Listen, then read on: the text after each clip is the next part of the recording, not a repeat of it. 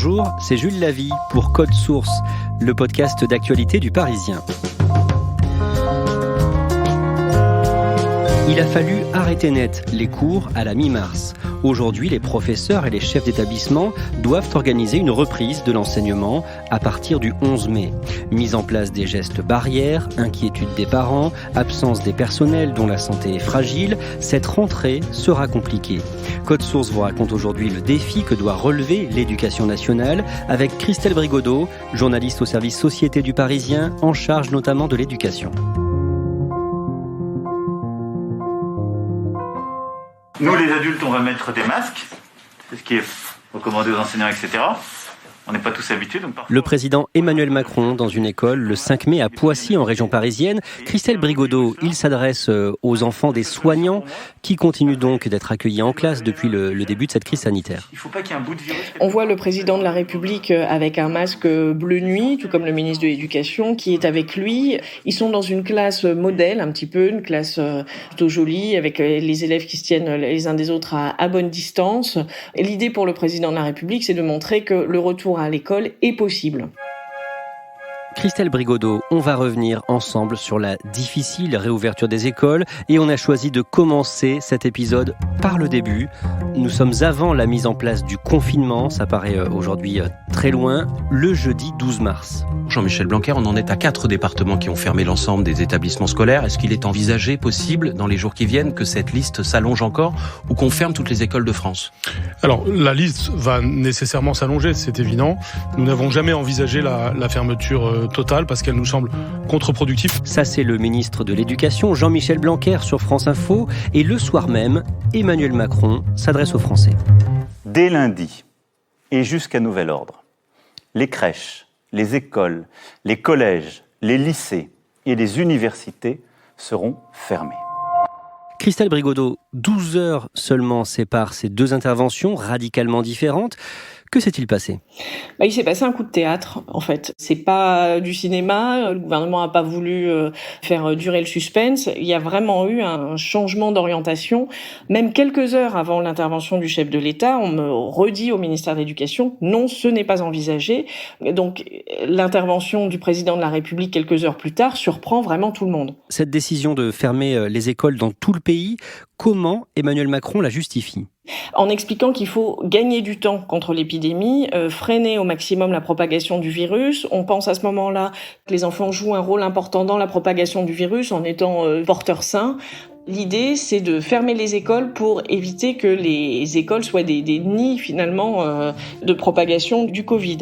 Cette décision, elle prend aussi acte d'un phénomène qu'on observait depuis quelques jours dans les écoles, notamment en région parisienne, qui est la désertion des salles de classe. Parce qu'il y avait déjà à ce moment-là des parents inquiets qui commençaient progressivement à retirer leurs enfants des classes parce qu'ils craignaient l'épidémie. Comment réagissent les enseignants ?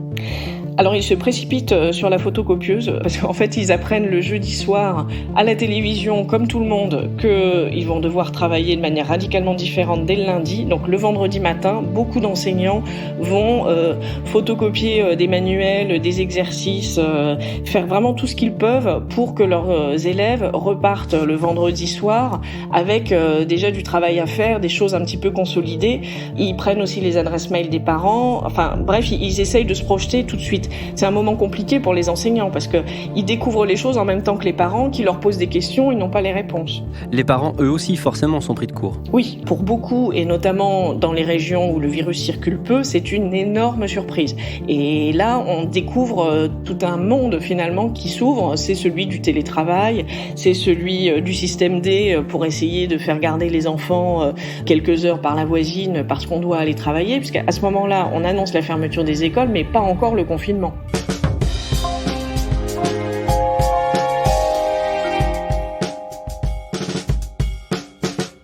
Le lundi 16 mars, tous les établissements scolaires sont fermés.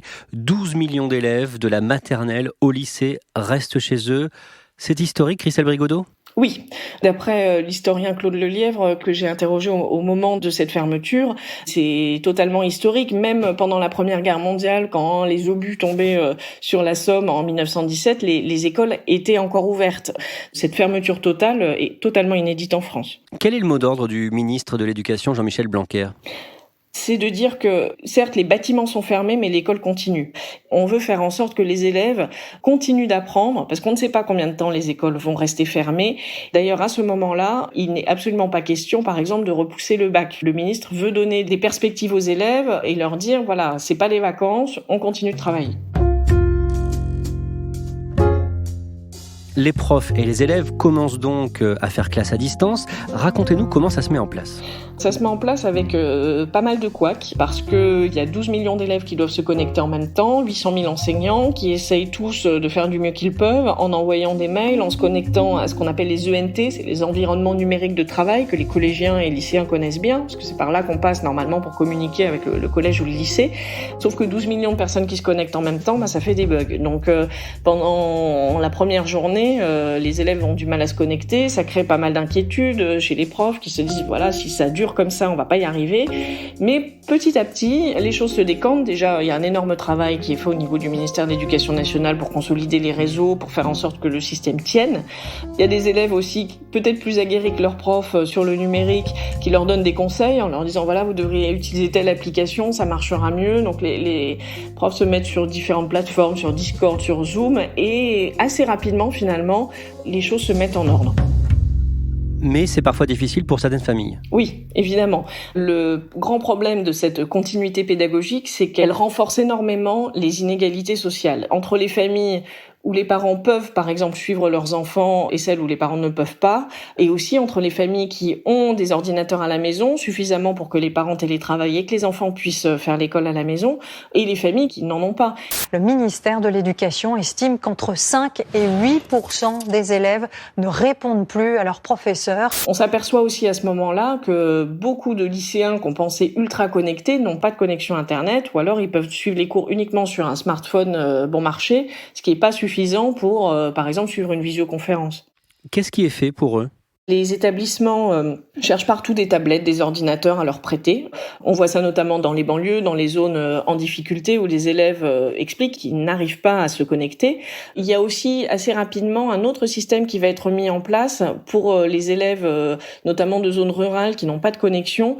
La Poste va signer un partenariat avec l'Éducation nationale pour que des enseignants puissent scanner sur leur ordinateur les devoirs, et la Poste envoie les documents en version donc papier dans la boîte aux lettres des enfants qui ensuite peuvent renvoyer avec une enveloppe T leurs devoirs faits à leurs profs. Et c'est un système qui, me dit-on au ministère de l'Éducation nationale, marche assez bien. Le mardi 17 mars, la France entière entre en confinement. Le lundi 23 mars, Jean-Michel Blanquer vous accorde une interview dans Le Parisien et n'envisage pas de rentrée de classe avant plusieurs semaines. Que dit-il précisément ? Il donne une date en expliquant que la rentrée ne se fera vraisemblablement pas avant le 4 mai. Il reste conditionnel, puisqu'évidemment, il n'est pas décisionnaire sur l'ouverture ou la fermeture des écoles, mais ce qu'il dit, c'est qu'il faut s'attendre à ce que les écoles restent fermées au moins jusqu'au 4 mai. Le 4 mai, c'est la fin des vacances de printemps pour la dernière zone en vacances. Donc là, on comprend qu'il est à un horizon du mois de mai, ce qui s'avérera être d'ailleurs à peu près exact, à une semaine près. Et donc, il faut que les parents tiennent, mais il donne aussi une perspective. Et ce que les gens retiennent beaucoup de cette interview, c'est cette date, c'est le 4 mai, avec l'espoir de se dire, le 4 mai, on sera peut-être libérés. Le vendredi suivant, le confinement est prolongé pour au moins 15 jours. Le 3 avril, Jean-Michel Blanquer annonce que les écrits du baccalauréat et du brevet n'auront pas lieu cette année. L'ensemble des épreuves du brevet et du baccalauréat général technologique et professionnel sera validé en contrôle continu. C'est-à-dire qu'on prend les notes des bulletins pour décider si l'élève a ou non son examen. Ça n'est jamais arrivé. Et en plus, ça se passe dans une année très particulière puisqu'on est en pleine réforme du bac. Et normalement, ça devait être la dernière année du baccalauréat traditionnel tel qu'on le connaît. Et finalement, cette dernière édition du bac n'aura jamais lieu. On sait comment il a pris cette décision ? Oui, il a consulté en fait pendant une bonne semaine l'ensemble des acteurs de l'école, notamment les chefs d'établissement, les syndicats d'enseignants, et progressivement un consensus s'est dégagé dans la communauté des lycées pour dire qu'il était inenvisageable d'avoir un bac comme d'habitude, parce que le bac c'est une énorme machine qui se met en place en fait des semaines avant les premiers écrits, et même s'il y avait une reprise le 4 mai, c'était très compliqué d'organiser les épreuves comme d'habitude. Il y a eu des débats pendant un temps sur le fait de savoir s'il fallait maintenir une épreuve pour le principe, pour le symbole aussi, parce que c'est un moment important pour les élèves et leurs familles. Et puis il a été décidé finalement d'assurer les arrières, c'est-à-dire de passer au contrôle continu total pour se prémunir si quelquefois les écoles restaient fermées encore plus longtemps, et y compris jusqu'au mois de juin, voire septembre. Ça, c'est la solution qui permettait dans tous les cas que les élèves décrochent leur diplôme, même si les cours ne reprenaient pas. D'un mot, les élèves, eux, comment ils réagissent ? Alors les élèves, ils sont à ce moment-là, quand Jean-Michel Blanquer parle, pour beaucoup devant leur téléviseur, et c'est l'explosion de joie dans les salons pour beaucoup d'élèves qui s'aperçoivent qu'ils ont leur bac, en fait. Même si le ministre dit que il y aura une obligation d'assiduité, que personne n'aura son bac s'il ne reste pas assidu jusqu'au 4 juillet, les élèves, eux, ils sortent leur calculatrice, ils regardent leur moyenne, et s'ils ont plus de 10, ils se disent c'est bon, le bac est dans la poche. Mais pour d'autres, justement ceux qui sont plus tangents, qui ont moins de 8 sur 10 en moyenne, eux, on leur annonce à la télévision qu'ils ont raté leur bac. Et j'ai eu le témoignage d'un élève, par exemple, et de sa mère, qui me disait que son fils a acheté toutes ses affaires par la fenêtre quand il a entendu le ministre parler, parce qu'il se disait, voilà, là, je travaille pendant le confinement, et on me dit que je n'aurai pas mon bac, c'est pas juste.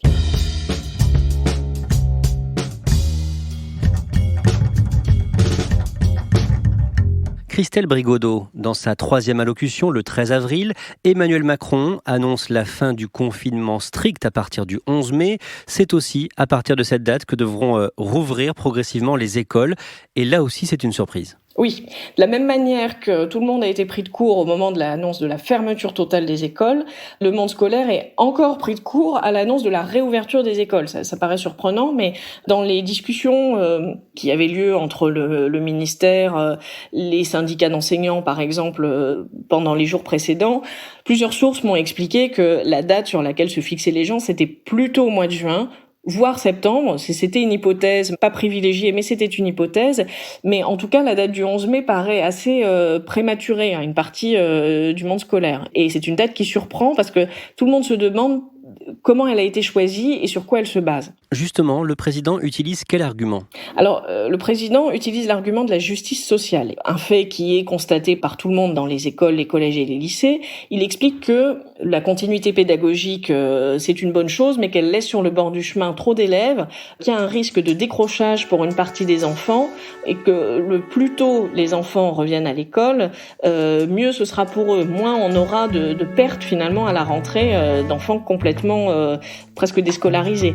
Mais c'est un argument qui tout de suite est remis en cause parmi les parents, parmi les enseignants. Beaucoup suspectent aussi qu'un des grands objectifs, c'est de remettre le pays en marche, de faire en sorte que les gens retournent travailler. Et la condition de cela, c'est de remettre les enfants à l'école pour qu'ils soient gardés ailleurs qu'à la maison.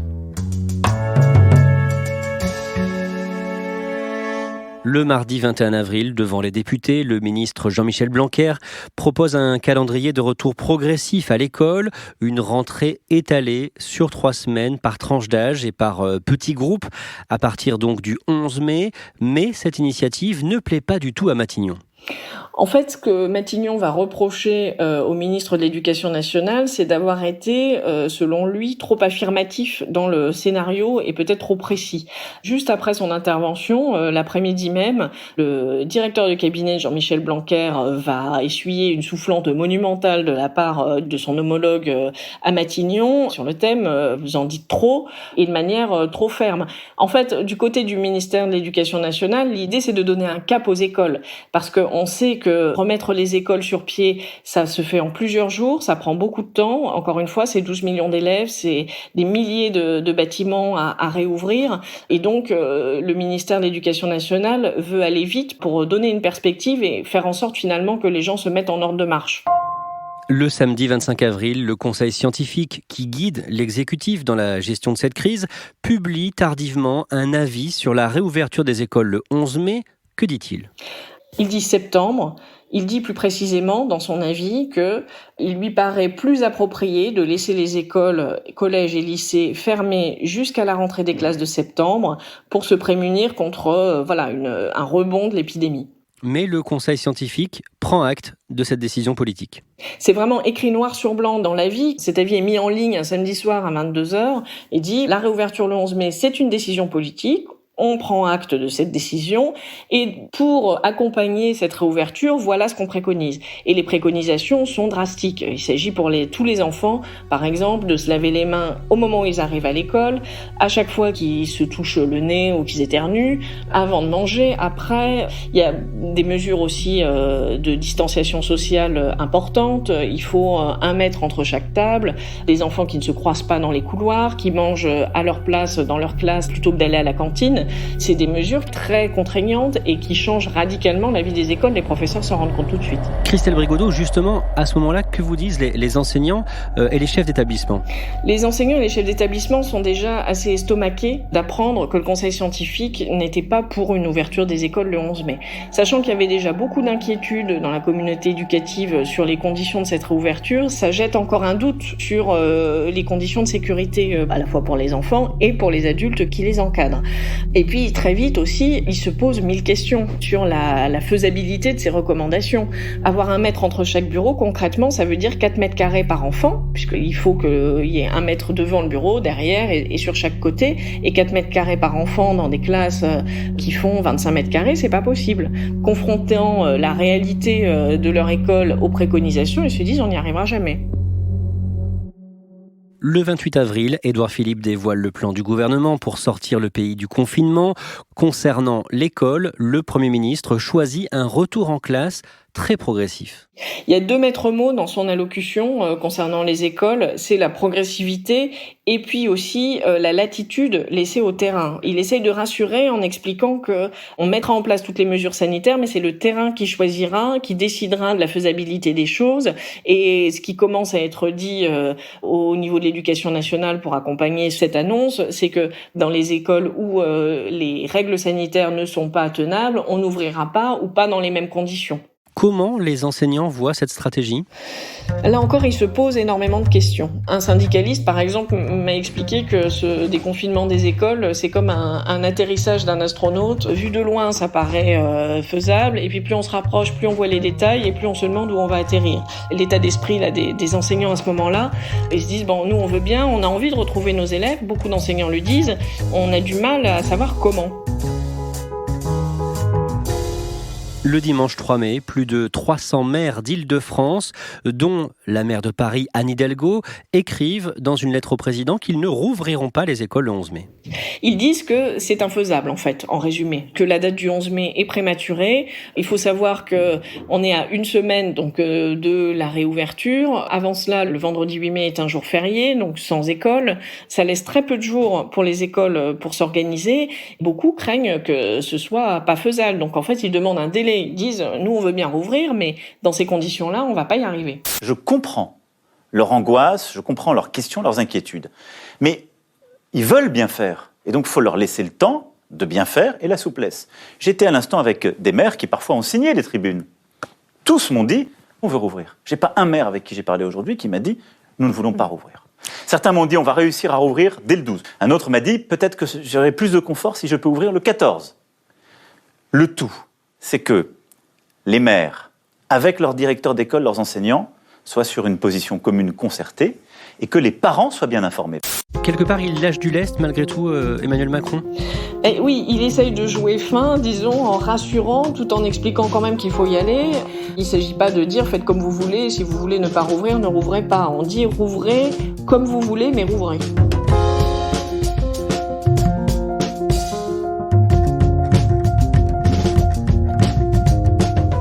Christelle Brigodeau, les portes des collèges rouvriront dans les départements verts uniquement à partir du 18 mai pour les élèves de 6e et 5e.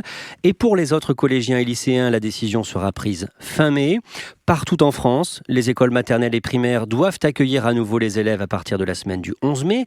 Comment est-ce qu'elles se préparent ? Alors dans les écoles, la première chose, c'est de savoir combien d'élèves vont revenir en classe et combien d'enseignants, parce que tous les enseignants ne vont pas revenir. Ceux qui ont des fragilités, ceux qui ont aussi des personnes fragiles dans leur entourage ne sont pas forcés de revenir en cours, ils vont télétravailler. Et qui seront les enseignants qui continueront l'école à distance? Parce que la subtilité, c'est que les élèves seront accueillis, certes, à l'école, mais pas tous en même temps, de manière très progressive. Et pendant ce temps-là, la continuité pédagogique est censée continuer avec des professeurs à la maison qui donneront des exercices aux élèves. Concrètement, à quoi devrait ressembler une journée d'école dans les prochaines semaines ? Alors, elle sera radicalement différente de ceux qu'on connaît. C'est ce qu'il faut bien avoir en tête. Non seulement ce sera des petits groupes d'élèves qui seront en classe, mais l'organisation même de la salle de classe sera dans beaucoup de cas différente. Et beaucoup d'enseignants, par exemple, travaillaient en îlot, en privilégiant du travail en groupe de la part des élèves, de la coopération. Ça, c'est des choses qui étaient, disons, très à la mode dans les écoles et qui sont complètement contraires aux règles de distanciation sociale. Là, on va avoir un élève par table, éloigné de ses camarades, des élèves qui ne se croisent pas, ne se voient pas entre classes à la récréation. En maternelle, les jeux collectifs qui sont très utilisés dans les petites classes sont proscrits parce que c'est des objets que les élèves touchent à plusieurs, donc c'est aussi contraire aux règles sanitaires. Il n'y aura plus de jeux de ballon dans la cour de récré pour la même raison, donc c'est vraiment une autre école qui va ouvrir dans quelques jours. Retrouver des classes normales, c'est un objectif lointain ? Oui, c'est lointain. En tout cas, c'est ce que disent les membres de la communauté éducative, qui d'ailleurs se posent énormément de questions sur la rentrée de septembre. Parce que septembre, du point de vue de l'épidémie, c'est dans un siècle, mais du point de vue de l'éducation nationale, c'est demain. C'est maintenant que se prépare la rentrée scolaire. Et beaucoup d'enseignants se demandent, par exemple, dans les lycées, comment on va avoir des classes bourrées avec 35 élèves, tout en respectant les règles de distanciation sociale. Et de nombreuses personnes commencent à alerter en disant qu'il faut réfléchir à une autre école sur le long terme parce qu'on n'en a pas fini avec les règles de distanciation sociale, parce que l'épidémie, on n'en est pas venu à bout encore et qu'il faut inventer finalement une autre école qui durera pendant longtemps. Christelle Brigodeau, cette école complètement chamboulée, c'est compliqué pour tout le monde, mais c'est surtout un risque pour les élèves en difficulté ?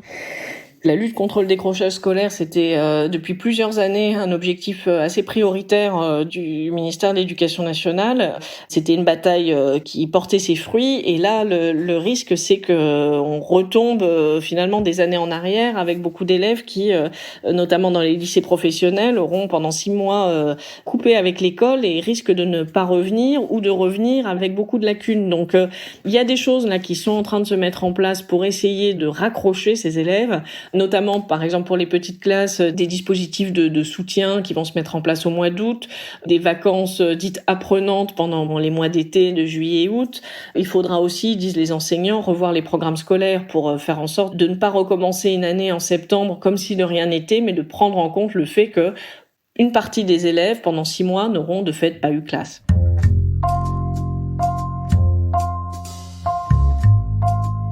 Merci Christelle Brigodeau. Code Source est le podcast d'actualité du Parisien, disponible chaque soir du lundi au vendredi. Si vous aimez Code Source, n'hésitez pas à nous le dire en mettant des petites étoiles et en vous abonnant sur votre application de podcast préférée comme Apple Podcast ou Podcast Addict. Cet épisode de Code Source a été conçu et préparé par Thibault Lambert, production Marion Botorel et Mathias Ardoy, réalisation Alexandre Ferreira.